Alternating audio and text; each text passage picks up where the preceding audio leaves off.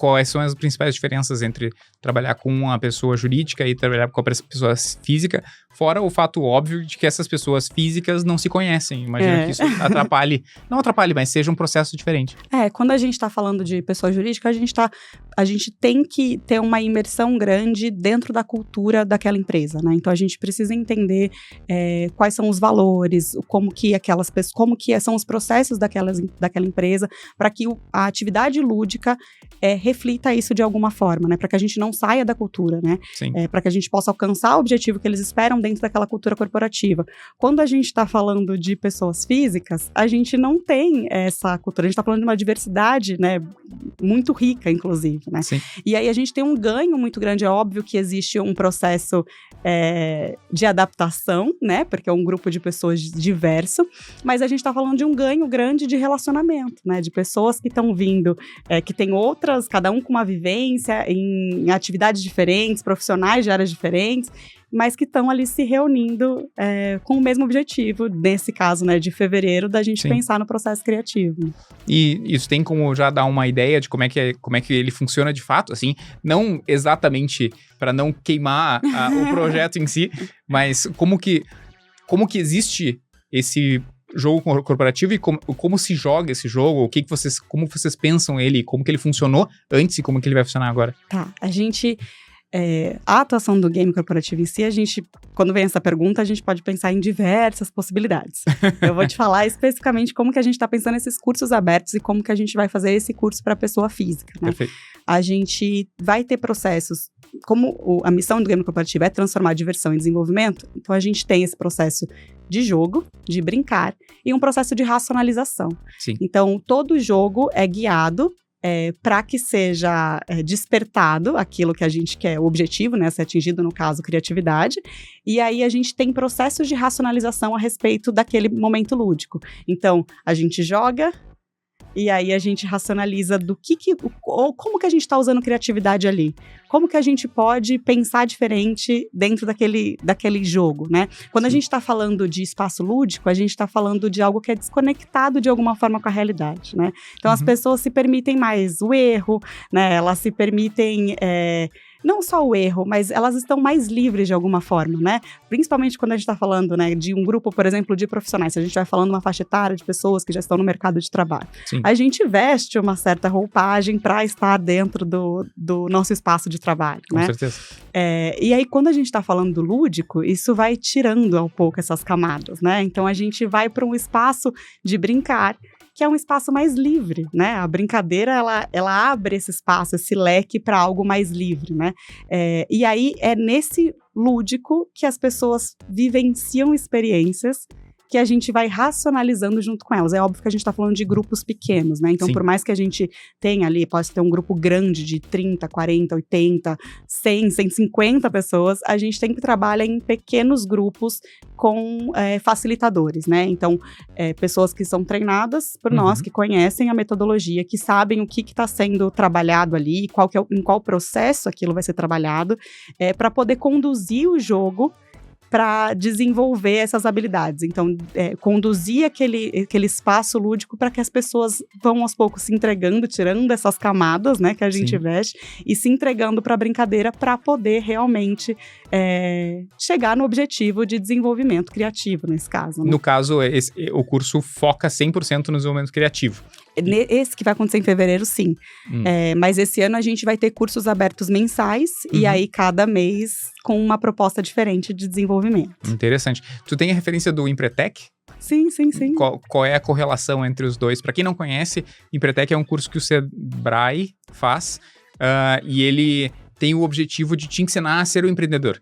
Então, tu passa durante 7 dias fazendo esse curso, ele é bem puxado, mas quando tu sai de lá, tu sai entendendo se tu vai empreender ou não. Eu confesso que eu nunca vivenciei, eu não fiz o Empretec. Porque eu sei, né, de que é o processo, eu não sei detalhes, porque tem essa questão, de não se dizer, né, para você realmente experienciar o processo. Exato. Mas existe essa proximidade da abertura, da entrega, da profundidade, da vivência e da racionalização a respeito daquela vivência. Então, eu imagino que quando você vinculou, seja por conta Por causa disso, porque disso. provavelmente o Empretec te deu uma vivência ali dentro de uma situação que Sim. você não teria, né, em outro espaço Com ali, certeza, né, com certeza. numa palestra já pronta, alguém te explicando sobre o que é empreender, né, é diferente de você vivenciar aquele processo, né. Sim, tu faz literalmente todo o processo de criar uma empresa, de entender todas as tuas habilidades como indivíduo, né, para toda a tua forma de agir em momento de crise, em momento de processo, momento de liderança, como que cada um se posiciona, né, e como que... Então, tudo isso fica muito aflorado, né, ele tem uma intensidade muito grande, diferente de cursos que tu faz, que tu chega de manhã e meio-dia tu vai para casa, tu passa o dia inteiro lá, tem um dia que tu simplesmente não sai de lá, tu passa o dia, noite, não dorme, que são situações que acontecem quando tu tem uma empresa. Tem que entregar, tem que fazer e toca o barco. Então, por isso a questão da experiência. E muitas vezes existem até algumas situações que tu tem jogos, né, que acontecem ali e que tu entende como que tu te comporta nessa situação. Então, por isso que eu criei essa correlação e até por isso eu queria entender como que se vocês identificam... A minha pergunta é, fundamentalmente, agora fazendo ela de forma mais estruturada, no momento que vocês fazem um jogo com um grupo pequeno, indo do início ao fim do jogo, quando esse jogo chega ao fim, vocês avaliam e comunicam para cada um dos membros, ou eles mesmos têm que entender qual foi o comportamento deles durante o jogo e como que eles se enxergam nessa situação. Tá, a gente não tem esse feedback individual, assim, né? Eu acho que em casos de empresa nunca foi pedido pra gente, mas em casos de empresas a gente poderia desenvolver. Nos abertos que a gente tá fazendo agora, não foi pensado como estrutura a gente ter esse retorno individual. A ideia é essa racionalização coletiva. Então, Perfeito. A gente vai trazer, é claro, né, que os facilitadores trazem pra gente questões que foram acontecendo nas mesas, para que a gente possa trazer não pessoalmente, né? Não direcionar, não expor ninguém, mas trazer aquelas questões para poder ajudar a racionalizar e as pessoas poderem refletir a respeito do comportamento ali específico e trazer esse processo de autoconhecimento, né? Perfeito. Inclusive é por isso que a gente fala de um processo de mais de uma vez de jogo, né? Para a gente poder ir aprofundando esse processo da vivência lúdica e da racionalização. Mas para a empresa, por exemplo, a gente já fez processos de avaliação, né? Que aí sim a gente tem uma avaliação das pessoas que estão ali jogando e de como que uma avaliação posterior do ganho, né, de comportamento mesmo, de mudança, de reestruturação ali, depois desse processo lúdico. Aí, quando a gente está falando dessa avaliação, a gente tem hoje uma profissional de psicologia, né, que é doutora no desenvolvimento, né, no uso terapêutico de RPG. Sim. E que acompanha a gente. Então, quando a gente está falando de desenvolvimento de jogos, ela traz para a gente esse processo, então a gente cria, conversa com ela, repensa, e é ela que faz essa questão de avaliação. Então, quando a gente precisa de avaliação, e quando é uma demanda do cliente, que nem sempre né? Quando a gente estruturou o negócio, a gente imaginou que sempre a gente teria essa questão de avaliação, e nem sempre é o fundamental naquele momento para aquelas empresas, né? Então, sim. Isso varia muito. Quando a gente está falando de uma trilha de aprendizagem, né? Porque isso a gente também constrói. Então, a gente vai pensar em várias atividades lúdicas que vão acontecer ao longo de um ano para o mesmo time, né? Para poder conduzir, porque várias vezes a gente está falando de desenvolvimento de comportamentos, né? E aí é um processo mais longo de mudança, né? Eles não estão aprendendo sempre uma habilidade técnica ali, claro, né? Então, a gente faz esse desenvolvimento em trilha, né? Então, são várias atividades lúdicas que a gente conduz, e aí esse processo de avaliação é extremamente importante para a gente conseguir entender o que a gente está ganhando com aqueles jogos, com aquelas atividades, e o que a gente pode melhorar para a próxima atividade, né? Então, quando a gente cria, a gente já tem uma trilha, né, que a gente imagina, mas a avaliação vai fazendo esse processo de input, né, para a gente poder ajustar e melhorar esse caminho para chegar no objetivo ali esperado pela empresa. Nesse projeto que vai começar agora, em fevereiro, que tu citaste,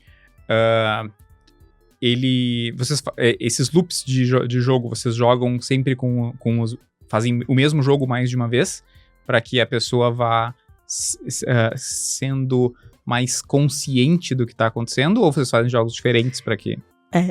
Para o de fevereiro, especificamente, a gente vai trabalhar com 2 jogos, né? A ideia é, sim, ir aprofundando. a gente tem ajustes, óbvio, de regras, às vezes, ao longo do jogo, para justamente poder estimular o aprofundamento daquele desenvolvimento de habilidade, né? Sim. Mas existem as duas possibilidades. Então, tem algumas temáticas que a gente já pensou em trabalhar com mais de um jogo. Uhum.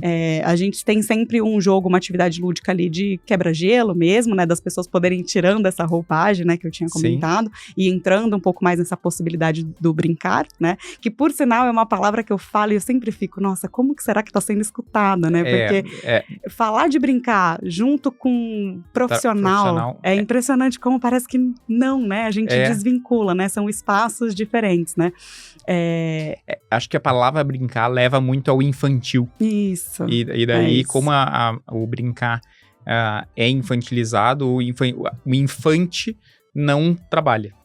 Então, essas coisas não entram no mesmo universo. Me parece ser dessa forma, porque é como eu escuto. Eu também tenho, conforme eu vou te ouvindo, e tu diz brincar, fica numa situação de brincar.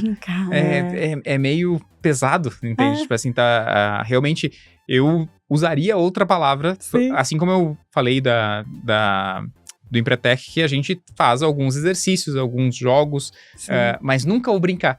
Né? A gente, inclusive, assim, provavelmente se acessar as nossas comunicações, assim, nem sempre a gente usa o brincar como a palavra, né? Justamente pelo afastamento que o brincar leva. Sim. Mas é parte do nosso trabalho, né, da nossa missão, a gente educar quanto à questão de que, sim, a gente brinca, né? De que isso é um processo de brincar. E de que a gente não consegue pensar em pessoas criativas, inovadoras, que não estejam brincando de alguma forma, sabe?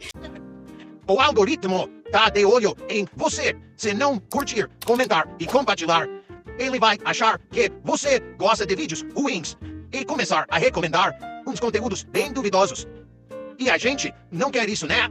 Então melhor garantir e assistir o episódio inteiro.